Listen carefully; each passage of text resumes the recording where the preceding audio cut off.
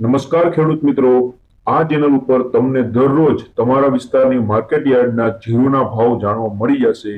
દરરોજ વિડીયો મળતો રહે એટલા માટે ચેનલને સબસ્ક્રાઇબ કરી લ્યો। હવે આપણે જોઈ લઈએ જીરુના ભાવ।